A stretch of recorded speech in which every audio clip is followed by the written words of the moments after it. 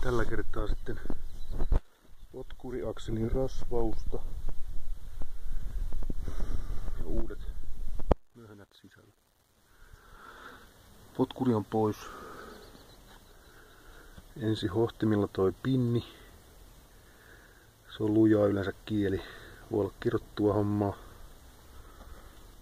Sitten 27 millin pultti. Tällä. Sitten tommonen välilevy. Levysano. Sitten mä tällaisella kaasuttimen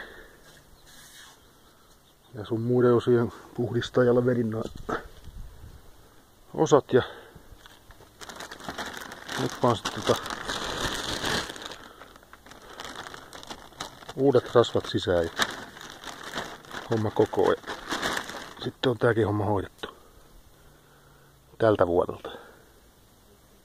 Jees.